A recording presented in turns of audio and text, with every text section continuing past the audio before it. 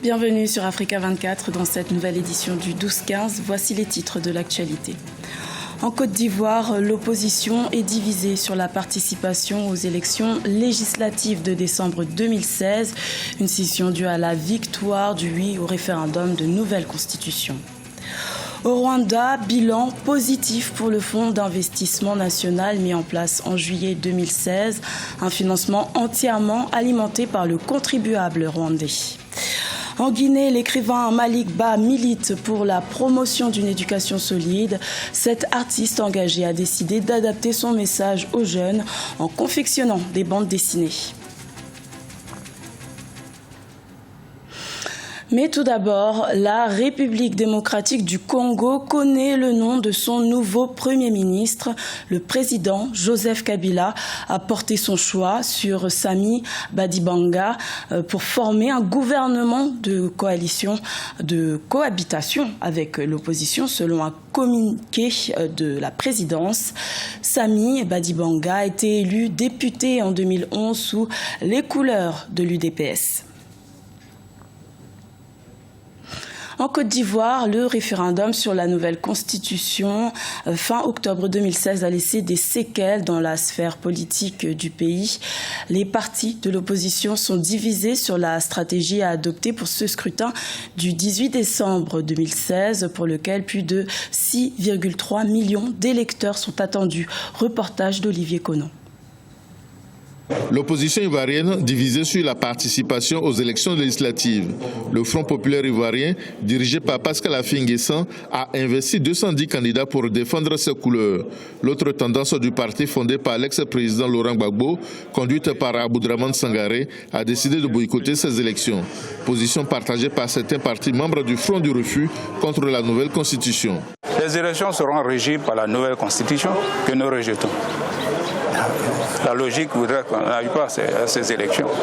Donc nous allons, le préalable, c'est faire en sorte que les Ivoiriens s'entendent sur un accord minimal pour soit l'application de cette constitution ou l'amendement de cette constitution avant toute autre chose.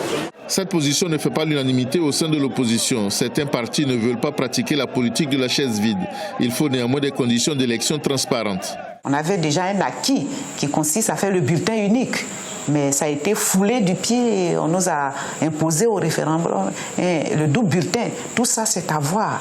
Et tout ça, c'est des conditions de transparence et d'élections démocratiques que nous exigeons pour aller à des élections. Donc, nous attendons de nous concerter et de voir comment le pouvoir va se comporter. L'heure de la décision a sonné pour les partis de l'opposition. La date limite de dépôt des candidatures a été fixée par la Commission électorale indépendante à ce jour, 17 novembre à 17h. Le scrutin pour élire les 255 députés du Parlement est fixé au 18 décembre 2016. Le président centrafricain Faustin Archange Touadéra présente ce jeudi 17 novembre à Bruxelles, en Belgique, son plan de redressement pour reconstruire l'économie de la Centrafrique aux bailleurs de fonds internationaux, une feuille de route de 5 ans estimée à 3,1 milliards de dollars.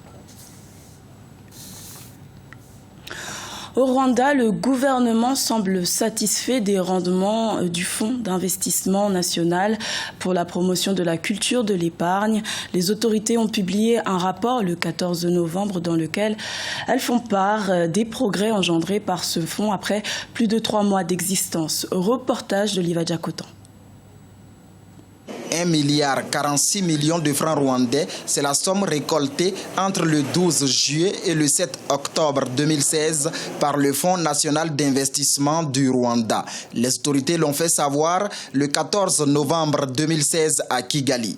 920 personnes ont souscrit à cette initiative visant la promotion de l'épargne, surtout chez les Rwandais, pour une meilleure croissance économique. C'est vraiment un bon pas. Même s'il y a toujours à faire, parce que c'est un nouveau produit sur le marché rwandais. Les gens n'y étaient pas habitués, mais pour le moment, nous voyons qu'il y a vraiment un progrès dans ce sens pour les gens qui veulent épargner et investir à travers le fonds. 842 des 920 souscripteurs comptent réinvestir leur part et 78 envisagent de tirer des profits de leurs actions. La souscription minimale est actuellement à 2000 francs rwandais, soit près de 2,5 $ avec un intérêt de 10%. Et certains spécialistes souhaitent l'élargissement de cette initiative à d'autres personnes autres que les nationaux. Personnellement, j'ai vu ce fonds aux États-Unis et ça a participé au développement de la population des États-Unis, mais cela n'empêche pas que même la diaspora et même les étrangers qui vont investir au Rwanda puissent participer à ce fonds. Pour rappel, dans la communauté est-africaine, le Kenya reste actuellement l'un des meilleurs pays dans le développement des fonds nationaux d'investissement selon les autorités rwandaises. Le gouvernement algérien veut mettre fin au monopole d'Algérie Télécom. L'avant-projet de loi devrait être débattu prochainement devant le Parlement.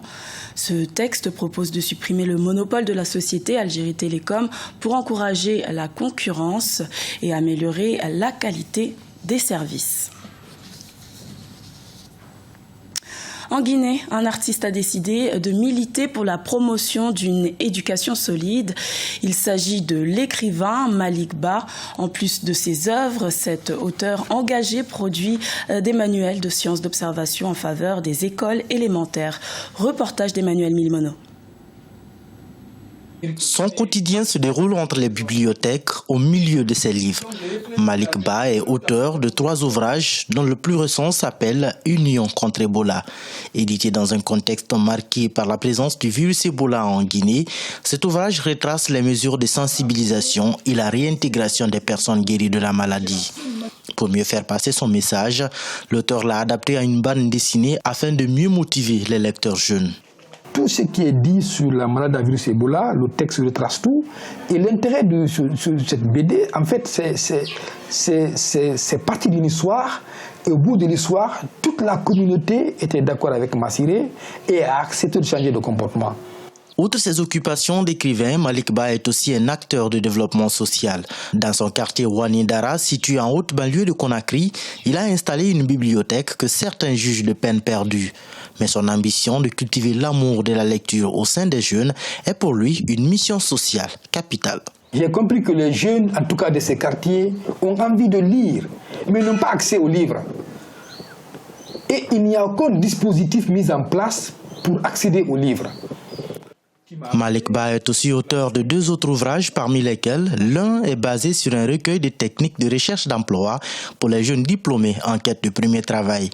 L'auteur du livre Union contre Ebola est aussi celui qui produit les manuels scolaires de sciences d'observation pour les classes élémentaires. Ce journal a été réalisé par l'ensemble de la rédaction. Merci de votre fidélité. Retrouvez dans quelques instants une nouvelle édition de l'information sur Africa 24.